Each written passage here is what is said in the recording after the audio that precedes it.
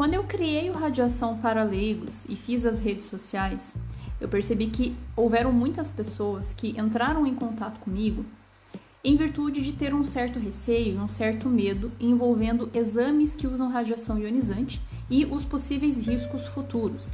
Na verdade, essas pessoas ainda entram em contato comigo, é muito comum pelo Instagram eu receber mensagens de pessoas que ou vão fazer algum exame ou já fizeram e se sentem muito receosas com relação a um possível efeito futuro, desenvolvimento de algum tipo de malignidade, né? Justamente porque se fala muito a respeito disso. E é justamente o tema que eu vou estar abordando aqui no nosso episódio de hoje.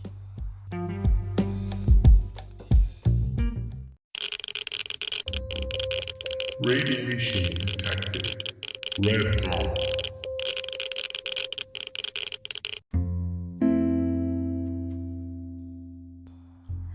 Olá, meus irradiados! Como vocês estão? Aqui quem fala é a Paola. E no episódio de hoje eu vou falar a respeito das doses e dos riscos relacionados aos exames de imagem que usam radiação ionizante. Mas antes de eu falar disso, gostaria de fazer as minhas considerações iniciais. E eu gostaria de começar falando da parte boa das coisas, né? E eu fiquei muito feliz essa semana aí que passou em ver a retrospectiva de muitos ouvintes que me acompanham aqui no podcast. Ai, gente, eu tô falando, tô sorrindo.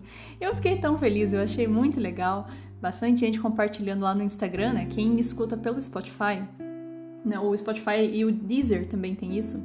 Eles fazem um levantamento estatístico das coisas que os ouvintes mais escutam ao longo do ano. E teve muitas pessoas que acompanharam realmente o meu podcast, compartilharam lá no Instagram. Provavelmente teve até mais pessoas que eu acabei não vendo, porque às vezes as pessoas têm perfil fechado, né? E daí se elas compartilham e marcam, não aparece a menos que você siga de volta, né? Então, provavelmente teve mais gente que me marcou, né? Às vezes se eu não vi, gente, desculpa, tá? Às vezes acontece isso mesmo com relação à privacidade do perfil. Mas os que tinham um perfil aberto e compartilharam, eu vi, eu fiquei muito feliz. E é muito engraçado, né? Como eu comentei, até fiz um videozinho no Instagram. Quando eu comecei a fazer o Radiação para Leigos, em 2021, nossa, se tinha 10 pessoas que me ouviam, era muita coisa, né? E hoje pensar que tem, uma quantidade considerável, né? Tem mais de 200 pessoas que são ouvintes fixos, pelo menos é o que o Anchor fala pra mim, né? Então eu fico muito feliz, né? Principalmente em ver essas pessoas conversando comigo ali no Instagram, né? Vejo as pessoas ali no TikTok mandando mensagem também, né? Eu sei que essa área de radiações tem realmente muito estigma, né? E me faz ficar feliz em saber que o que eu tô produzindo tem uma funcionalidade, né? Então, muito obrigada a todos vocês que me acompanharam esse ano. Espero ter sido aí uma parceria bacana aí nas atividades do dia a dia, enquanto vocês estavam fazendo outras coisas, ouvindo a minha voz, tá? Muito obrigada mesmo. E a parte ruim, né, que, cara, como eu falei em episódios anteriores, né, e continuo seguindo ainda, vida de professor é uma tristeza em alguns aspectos, né? E realmente esse final de ano aí tá cheio de coisa arada pra fazer. E aí por isso que eu tô me enrolando um pouco aí com relação aos episódios, né? Mas esse ano vai ter mais um, que é o número 100. E daí no ano que vem a gente continua, né? Eu vou parar no 100 aqui agora em dezembro. Semana que vem provavelmente eu vou estar postando ele. Esse aqui agora é o 99, né? O quase último do ano. E ainda eu tive uma infelicidade que não é o bastante, né? Tem que acontecer tudo junto, né? De estragar tudo junto. Gente, o meu telefone morreu. O meu celular anterior morreu já. Arrumei outro, mas eu fiquei tão triste. Nossa, gente, eu fiquei muito chateada. Porque todos os meus áudios, eu gravo muita coisa de voz, né? Porque além de fazer o podcast, eu canto, né? E gosto de falar, então eu sempre tô gravando muita coisa. Eu tinha mais de 1000 áudios naquele telefone, um histórico de 3 anos. A culpa é minha de não ter feito um backup, né? Mas a gente não imagina que vai estragar o telefone até estragar, né? Daí, enfim, né? Coisas que acontecem. Mas aí também já me enrolei um monte, né? Pra conseguir logar tudo de volta no telefone novo e tudo mais. Chateada porque perdi meus áudios. O primeiro áudio que eu fiz, o episódio piloto, tava lá naquele telefone. Mas, infelizmente, não deu pra recuperar. Enfim, mas agora, né? Já voltamos ao normal aí. E vamos seguir aí, então, com o nosso tema desse episódio.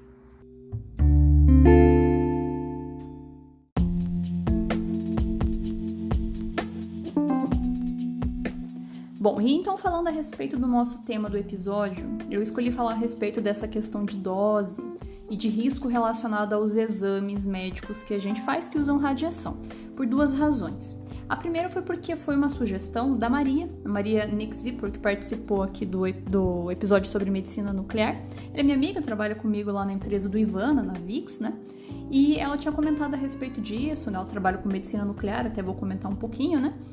E também porque, gente, realmente eu tenho observado com uma certa frequência, um pouco maior do que o usual, e eu também não sei se é porque tem alguma coisa na internet que alguém anda publicando e deu um medo nas pessoas, ou só simplesmente porque como o canal tá um pouquinho mais aparente, né? Então as pessoas vêm perguntar. Mas tanto no TikTok quanto no Instagram, cara, eu juro pra vocês, eu tenho recebido com uma certa frequência perguntas bem honestas mesmo de pessoas relacionadas a isso. E, na verdade, desde que eu comecei a fazer o Radiação para Leigos, eu lembro que uma das primeiras pessoas, assim, tinha conseguido até o relatório de dose do dispositivo lá que ela fez o exame para tentar estimar. Eu não sei se ela queria processar o hospital ou o quê, né? Inclusive, já adianto que isso é insustentável, porque não existe um limite de dose, né, de exposição para paciente, né? A gente sabe que acima de certo valor implica em um risco de acontecer alguns tipos de efeito, mas não existe um limite porque há uma justificativa por trás disso, né? Se a pessoa está recebendo uma exposição à radiação é por uma boa razão, ou espera-se que seja, né, por uma boa razão, seja terapêutica ou seja de diagnóstico, né? Então implica no benefício posterior essa exposição. Enfim, mas o que eu tô querendo dizer é, eu tenho realmente observado que tem ali uma certa... As pessoas têm vindo perguntar com uma certa frequência, né? Tipo, teve uma moça que veio comentar, né, que o filho dela havia sido submetido a um exame de tomografia ali 2 vezes na região do tórax, porque ele estava com uma condição de Covid, teve um agravamento, mas agora já sarou. Só que ela estava realmente se sentindo muito mal, porque ela estava preocupada com relação ao risco futuro que o filho dela poderia ter em desenvolver alguma malignidade por ela ter permitido, digamos assim, que ele fosse exposto nesse exame. E eu acho muito doido, porque tem 2 extremos. Vou falar para vocês que tem 2 extremos, né? Até foi até a Maria que comentou, né, a respeito disso, porque tem 2 condições. Ou os pacientes têm muito receio da radiação ionizante, ou eles simplesmente têm muito desprezo pela radiação ionizante e adoram fazer exames porque, segundo dizem, é chique dizer que você foi fazer uma tomografia, por exemplo. Né? Então, cara, é muito doido isso. Então, eu fico sempre surpresa, né, com os extremos. Mas existe realmente essa parcela de pessoas que tem essa preocupação, né? Já teve uma outra moça também que passou por algumas condições ali de exames um pouco seguidos, né? E ela realmente estava bem preocupada. E a gente sempre explica, né, que, como eu falei há pouco, né, existe uma justificativa por trás, né? Se a gente, às vezes, precisa se submeter a um exame ou uma sequência de exames, a gente tem que ponderar, né, que o risco realmente é muito baixo frente a um benefício diagnóstico. Pensem que muitas condições médicas não seriam possíveis de serem diagnosticadas, de serem averiguadas, se não houvesse a intervenção dos exames de imagem. Claro que se dá pra gente fazer um exame que não usa radiação ionizante é melhor. Mas o ponto é, o que eu vou falar aqui pra vocês hoje é justamente a respeito desses riscos, tá?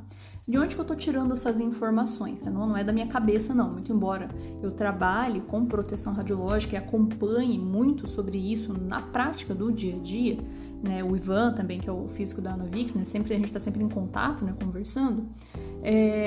Isso que eu vou falar pra vocês são dados que a gente tira de 3 órgãos, né? Na verdade, 2 órgãos e um documento principal que eu estava lendo ali.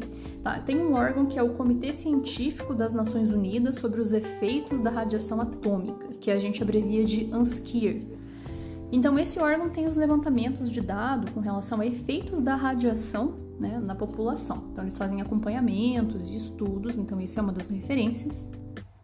O ICRP, que é a International Commission of Radiological Protection, Comissão Internacional de Proteção Radiológica, eles também possuem dados com relação a isso, tá?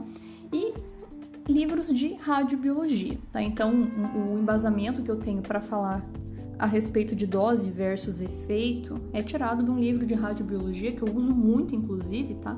Quem quiser ter acesso, ele tá em inglês, mas ele é muito de boa de ler, né? Se você não consegue ler em inglês, dá para copiar o texto e traduzir no Google. Hoje em dia tem tanta ferramenta, né, até com inteligência artificial, que facilita um monte, tá? Então, quem quiser ver, né, aonde que estão esses dados, né, para não achar que, às vezes tá passando pano, né, tá falando só a parte legal, né, não sei o que, não. Então, se vocês precisarem, tá, tem as referências para mandar. Mas o principal objetivo é realmente tentar mostrar para vocês, né, o que realmente tem de risco ali pensando na modalidade de exames.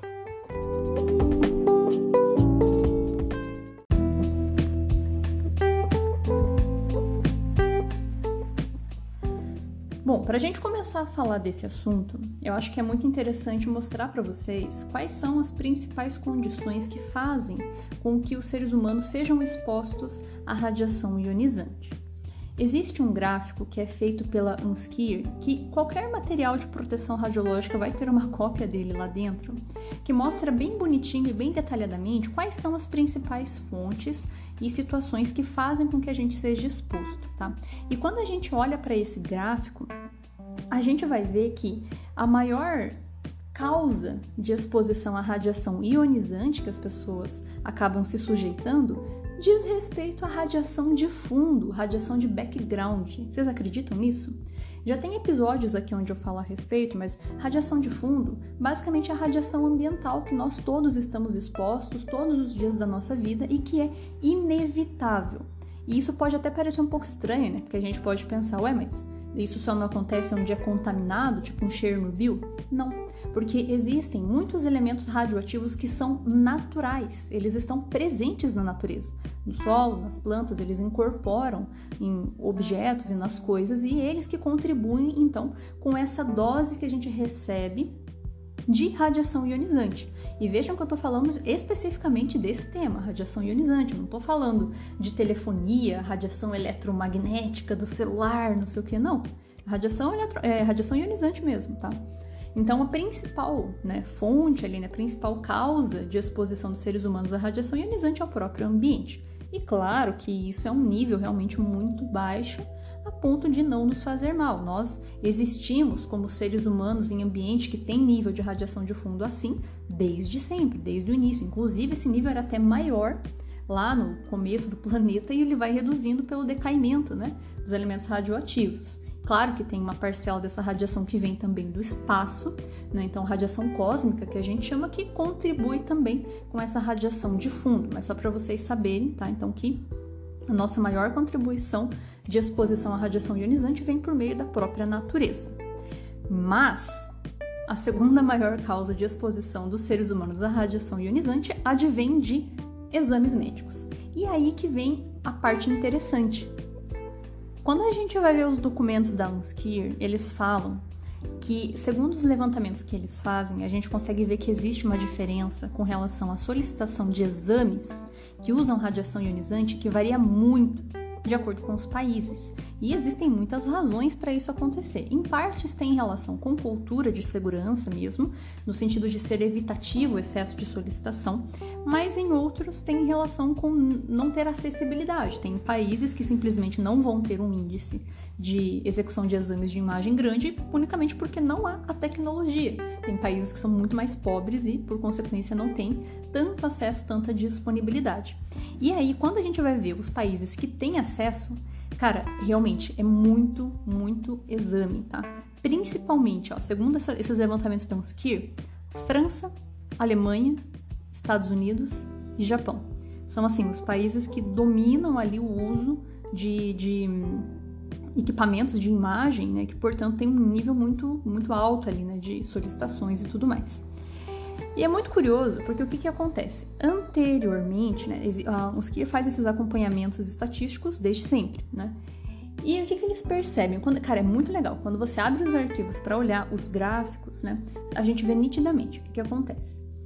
Lá de 1980 para cá, a gente percebe que com o avanço da tecnologia, a gente consegue ter uma redução de dose por exame muito perceptível e muito grande. Porque a gente tem muita ferramenta de otimização que são criadas para esses dispositivos de imagem em geral, que seria tomografia, raio-x, mamografia, né? Esses são os principais ali que a Anskyr fala, né? A gente tem outras modalidades como odontológico, claro, né? Densitometria, né? Tem as intervencionistas, né? Que tem algumas modalidades ali que o nível por exposição é tão baixo que acaba nem entrando ali na estatística, mas tem outros que são mais sérios e eu vou até comentar aqui com vocês, né?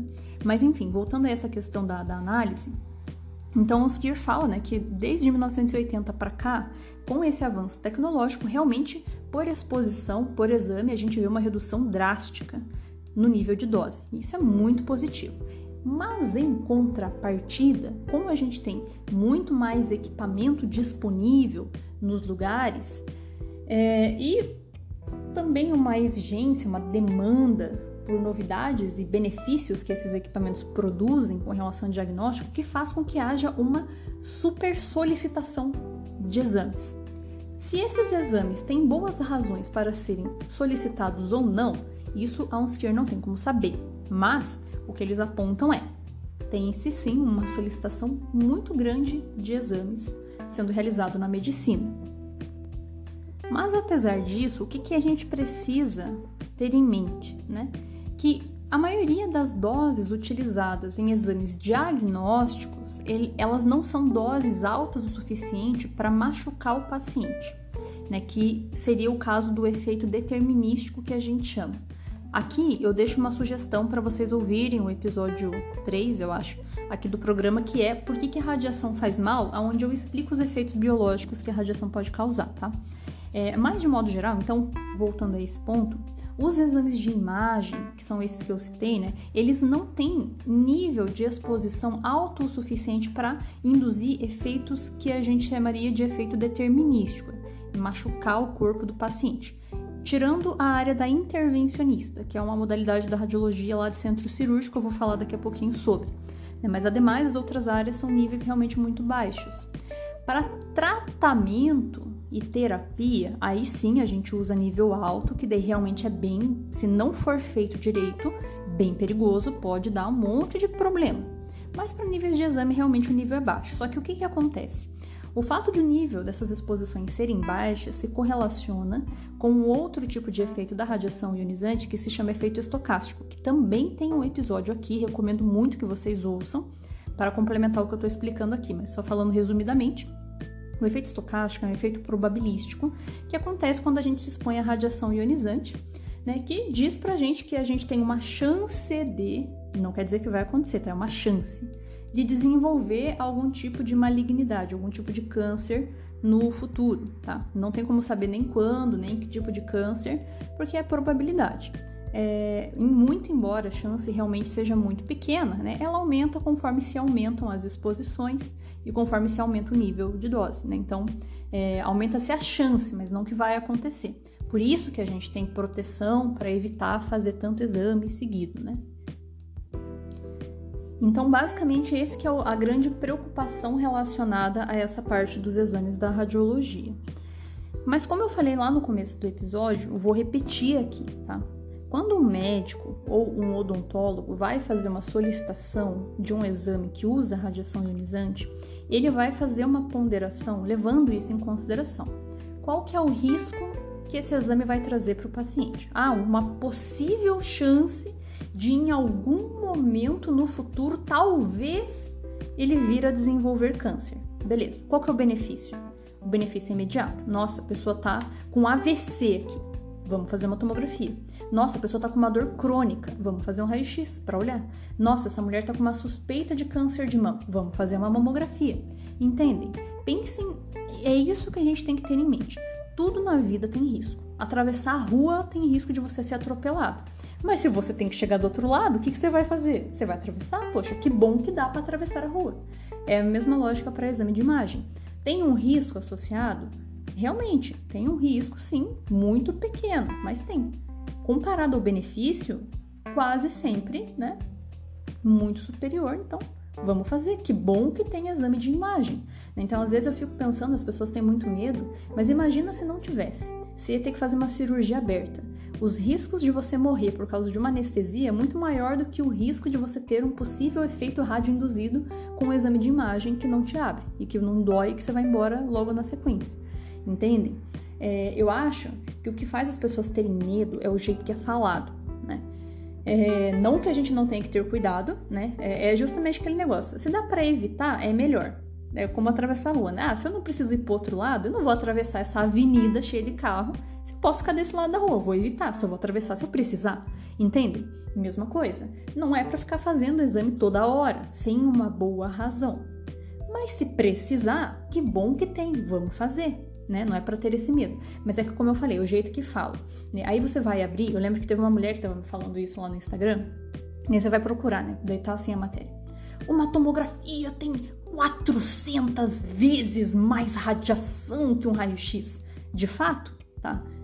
Tem condições que realmente pode acontecer isso. Só que ninguém fala qual que é o nível de exposição, né? Que tem em cada uma das condições, né? Então, um raio-x, gente, é tão baixo, assim, sabe? É ridiculamente baixo, que óbvio que se for comparar com uma tomografia, que é um exame que tem uma aquisição um pouquinho mais demorada, pega uma região do corpo ali maior, né? E tem a máquina que gira em torno do paciente ali, então claro que vai ter um pouco mais de radiação que um raio-x, mas não quer dizer que é um nível que não é seguro. Se fosse perigoso, acho que ia ser um pouco evidente que não se usaria esse exame para ver as pessoas por dentro, né?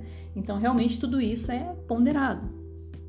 Mas já aproveitando essa questão que eu falei, né, da questão dos exames, né? Quando a gente vai olhar os dados da UNSCIR, o que eles mostram pra gente nos gráficos, tá? Dentre os exames, as modalidades da radiologia, né, que a gente tem ali, né? Que tipo de exame usa radiação? O raio-x, mamografia, tomografia, densitometria, raio-x odontológico, o raio-x de centro cirúrgico, que a gente chama de intervencionista, e medicina nuclear, tá? São exames que usam radiofármacos, né? Esse é o episódio que eu falei que a Maria gravou comigo, vocês podem procurar aqui que tem, explica bem legal o que é essa área. Mas basicamente então são essas as modalidades que nós temos aí de exames que usam radiação, tá? Então tudo isso aí é para diagnóstico. Dentre o que a UNSCIR leva em consideração ali, pensando nisso tudo, os que trazem maior contribuição de dose é 50% a tomografia, 25% medicina nuclear e 25% de radiologia intervencionista, e é sobre elas que eu vou falar.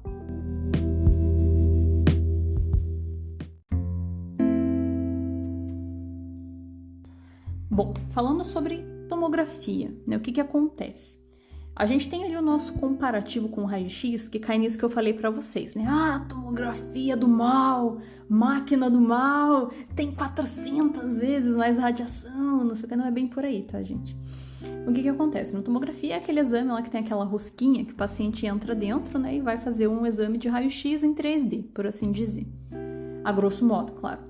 Ele lembra um pouco a ressonância magnética, olhando a máquina, né? Porque a ressonância também tem uma rosquinha. Só que a ressonância não usa radiação ionizante, é outro princípio de formação de imagem, tá? Então, o que acontece? Na tomografia, ela realmente vai ter uma dose maior que um exame de raio-x, porque o raio-x é como se fosse fazer uma fotografia. A tomografia é como se você fosse fazer uma foto de longa exposição, onde você tem que deixar o telefone parado um tempo para captar mais sinal, né? A tomografia é assim também. Ela faz um tipo de imagem volumétrica de uma região do corpo que, né, ela pega uma região maior do que só um raio-x pegaria. Então, se um raio-x ali, as doses no raio-x variam de acordo com a região do corpo, né?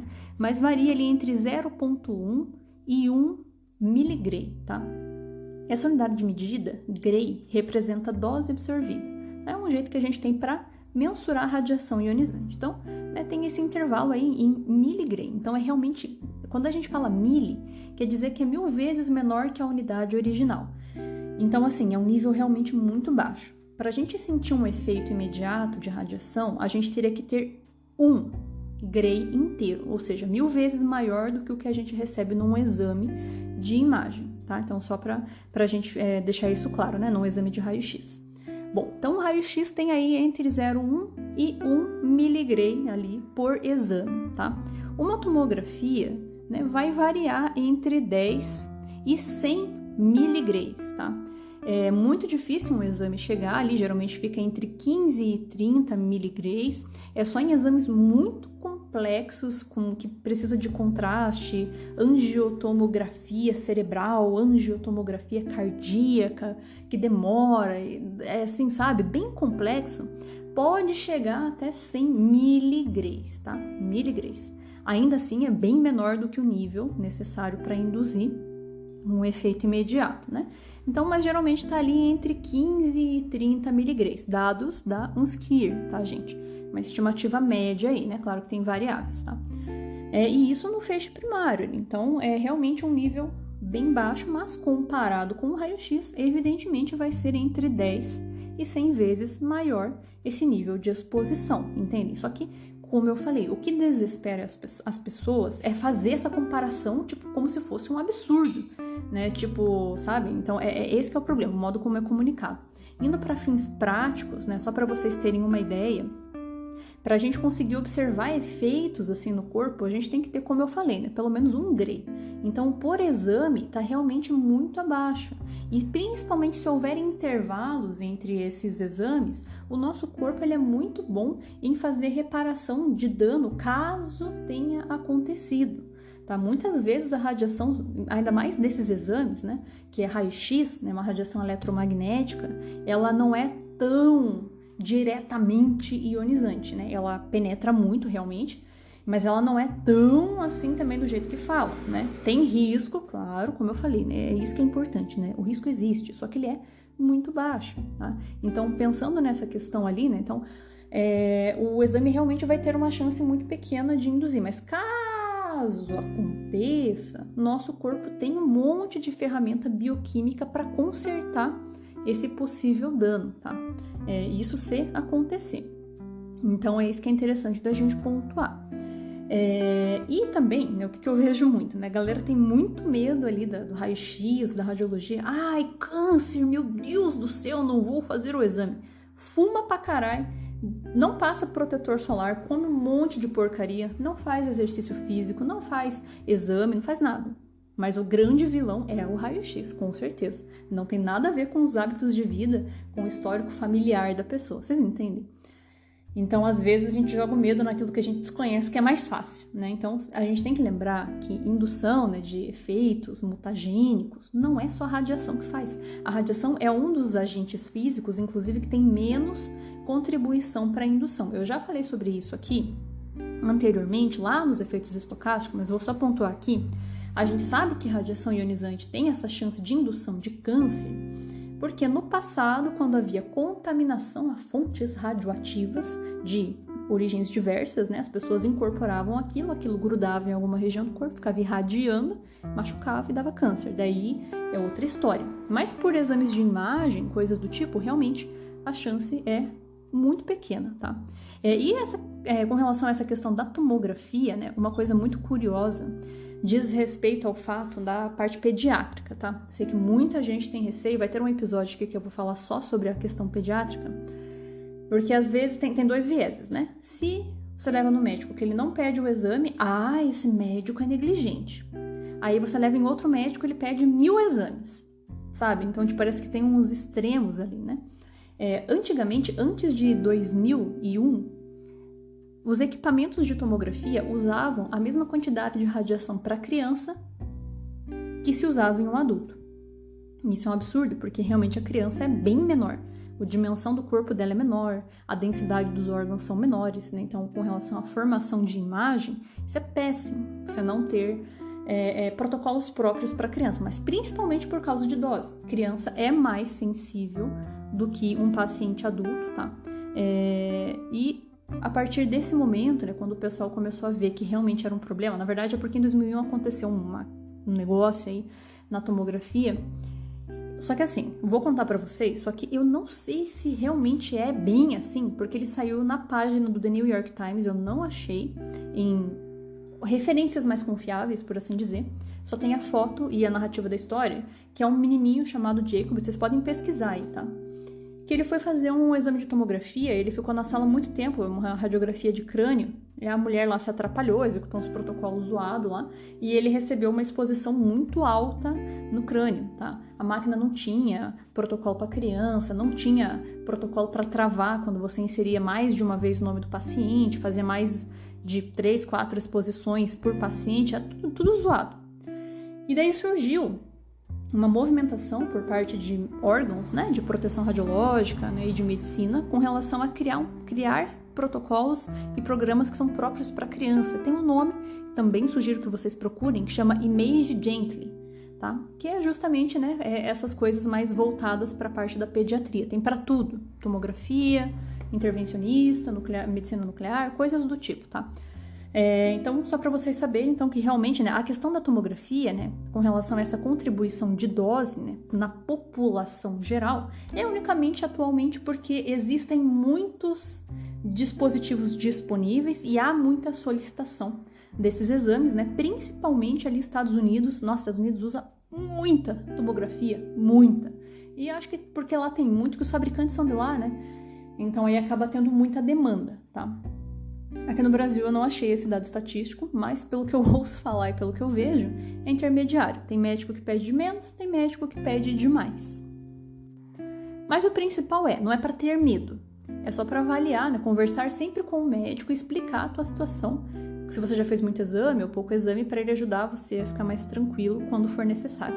Pensem sempre nisso. Esse exame realmente vai ser muito necessário para esse diagnóstico? Tem outro exame que dá para pedir? Quem define é o médico, tá, gente? Isso é muito importante vocês terem em mente. Quem define é o médico. Mas vocês podem ter esse diálogo tranquilamente.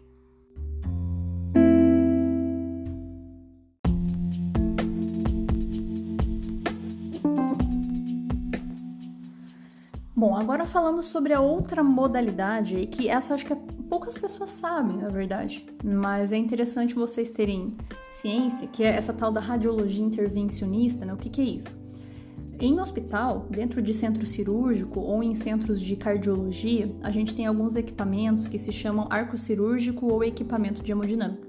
E eles servem para fazer como se fosse um filminho do interior do corpo da pessoa para ajudar o médico quando ele está fazendo cirurgia, para ele não ter que abrir o paciente tanto, né? Então a gente chama de procedimentos minimamente invasivos, tá? Então eles ajudam nesse aspecto e ajudam a fazer procedimentos que, digamos assim, poderiam ser cirúrgicos invasivos, mas passam a não ser. É tipo como se fosse fazer uma videolaparoscopia, que você não abre mais a pessoa inteira para operar porque o médico enxerga lá dentro com uma câmera.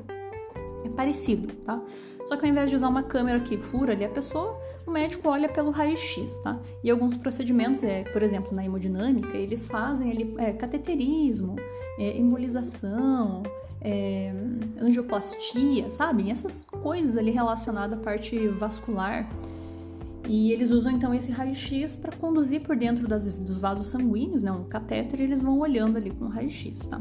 Então isso é bem, cara, é fascinante, gente. O benefício que essas modalidades trouxeram para a população no geral, cara, é surreal. Tanto que isso é muito ponderado, teve-se, comparado com o passado, um aumento muito grande também levantado pela UNSCIR e pelo ICRP também, tá? Com relação ao uso desses dispositivos intervencionistas que fazem essa fluoroscopia ou radioscopia, tá? É essa modalidade de filminho que eu tô me referindo. Então, realmente, é muito empregado aí, tá? Eu lembro que uma vez, eu sempre falo isso em treinamento, qualquer coisa que eu vou falar, né? Vou compartilhar com vocês aqui também.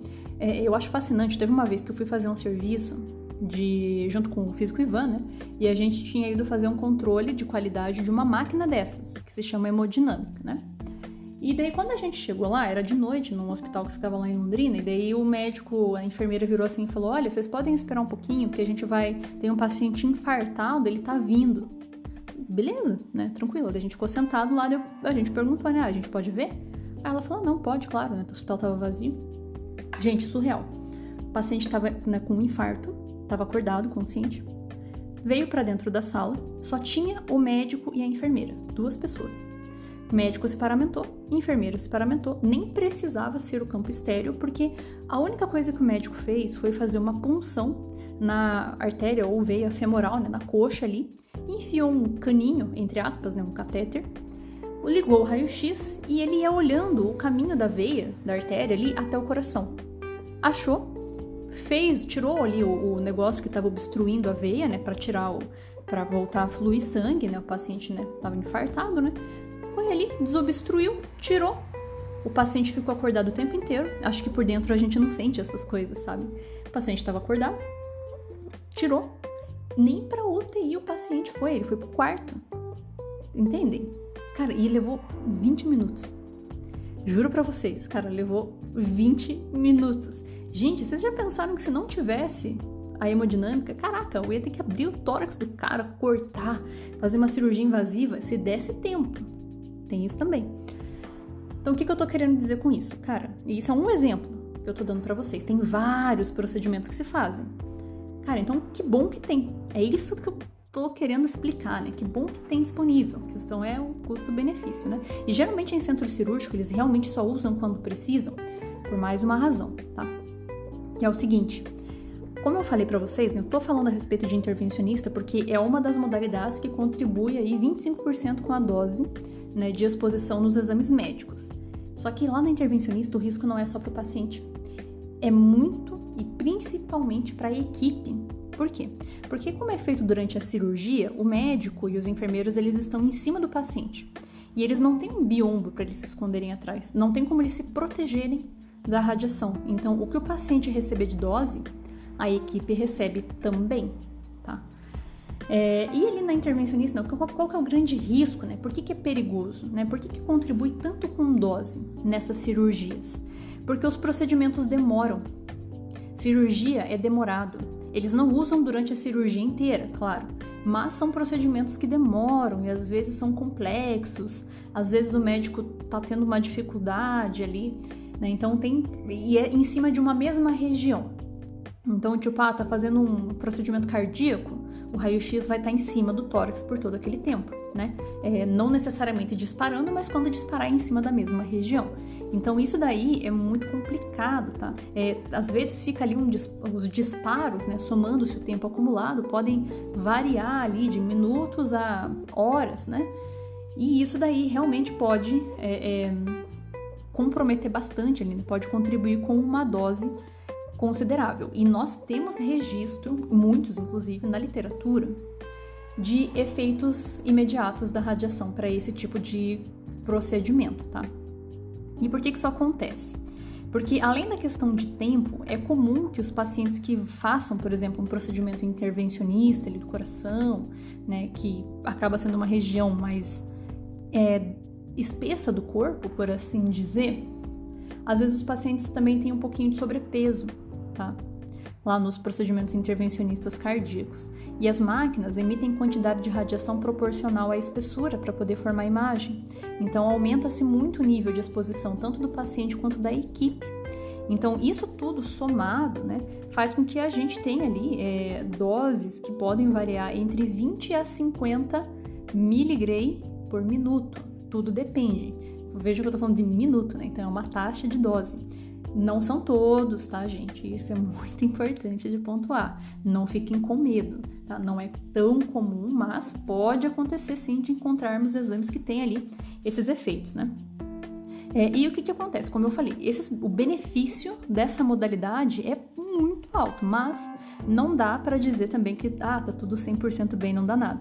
A gente sabe que tem sim pacientes que vão apresentar efeitos, principalmente ali, né, na pele, na região que foi radiografada, né, que foi estudada ali, né, e alguns deles podem até apresentar efeitos que são mais severos, tipo ulceração, necrose, são raros, esses assim são bem raros, tá?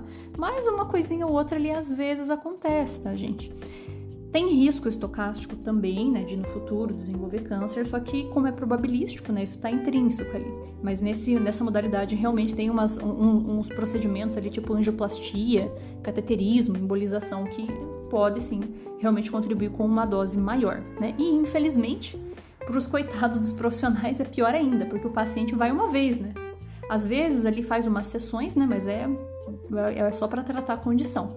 A equipe não, né? A equipe fica ali várias vezes fazendo vários procedimentos. É super comum encontrar médico intervencionista ou cirurgião que usa o raio-x que tem catarata, que tem epilação, ou seja, quando não tem mais pelo em alguma região do corpo, principalmente na perna. Comum de encontrar, é como se fosse uma depilação permanente. E radiodermite, que é uma inflamação da pele, ela fica esquisita, parece envelhecida, seca, causado, principalmente na mão, causado por excesso de exposição. Então, para a equipe é muito pior que para o paciente, né? Eu como profissional de proteção radiológica vivo em cima da galera, né, falando a respeito dessa área, então lá o controle realmente é muito maior, né? Tem registros e tudo, né? Como tem esse risco para o paciente, a gente tem que lembrar que todas as instalações, elas seguem normativas, para garantir que esses efeitos não aconteçam e esses riscos sejam reduzidos, tá?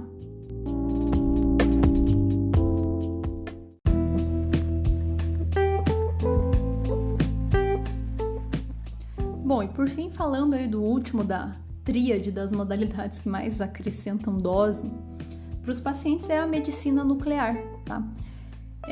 A medicina nuclear, ela tem uma sacada que não é tão disponível, não é todo lugar que tem. O lugar que mais tem medicina nuclear é os Estados Unidos, tá? Então lá, eu acho que isso que faz com que se suba essa estatística aí de exposição de população a doses em exames médicos, né? Que no Brasil mesmo não existe, né? Mas não é tão comum, não é tão disponível quanto clínicas de radiologia no geral. Mas ela tem um acréscimo de dose ali, também porque conforme o tempo foi passando, o uso dela, a indicação dela foi um pouco mais difundido. Mas como eu falei, só os Estados Unidos tem mais de 50% das instalações de medicina nuclear e dos procedimentos que são realizados comparado a todo mundo. Então, por isso que a estatística contribui aí com esse acréscimo de dose, né? E, claro, né, tem algumas modalidades ali da medicina nuclear que dão bastante dose para o paciente por exame, que é a cintilografia cardíaca, tá? Segundo os dados da UNSCIR, né, ela consegue contribuir ali com até 40 milisievert por exame. Isso é o dobro do limite anual de exposição de um trabalhador, para vocês terem essa noção, mas ainda assim é muito baixo. É menos do que uma angiotomografia super complexa, que eu até comentei com vocês ali em determinado momento do episódio, né? Não tem chance de acontecer efeito agudo, efeito imediato ali de machucar, como a intervencionista, por exemplo, mas contribui também ali com relação a essa questão ali de efeito estocástico. Só que a própria Comissão Internacional fala que a questão de ocorrer efeito estocástico nesses pacientes que vêm fazer cintilografia cardíaca é mais acadêmico do que real. Em que sentido? Esses pacientes costumam ser já mais velhos. E como o efeito estocástico leva anos para acontecer, essas pessoas já não têm esse saldo de anos no seu banco, né? Então, e além disso, dado a condição clínica, vai cair naquilo que eu falei, benefício superior a esse risco probabilístico e praticamente só acadêmico, né? Então, ali seria, digamos, a área que, né, seria mais problemática.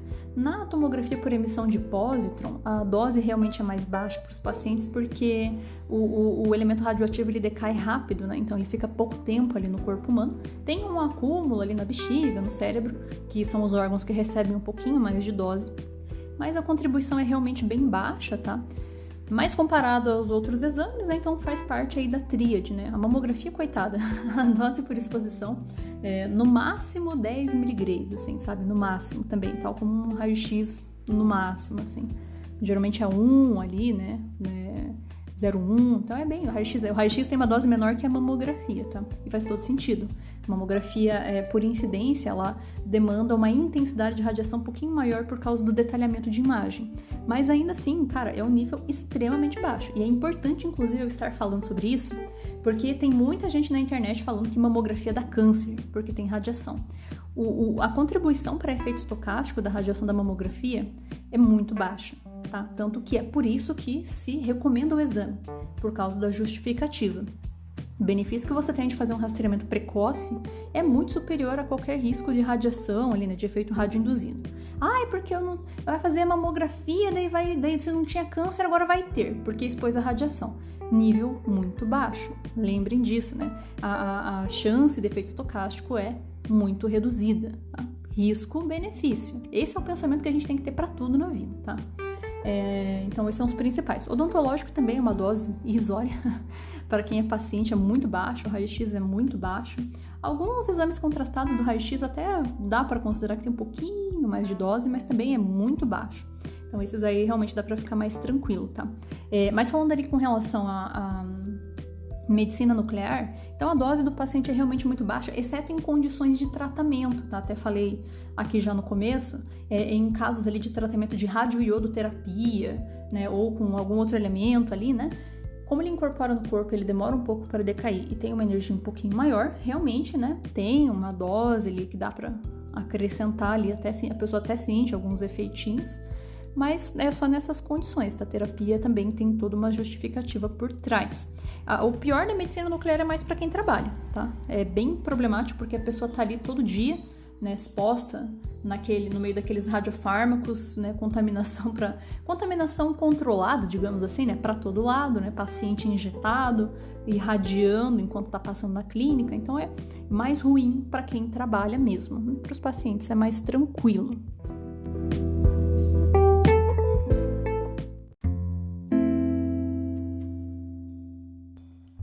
Bom, pessoal, agora que eu já falei horrores aqui, inclusive eu gravei e fui falando, eu nem vi o tempo passar.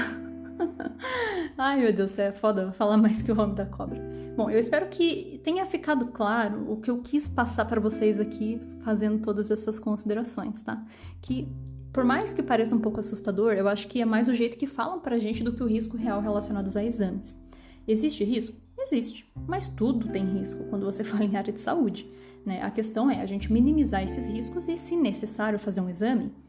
O médico pediu, e se tem uma boa razão para isso, tem que fazer.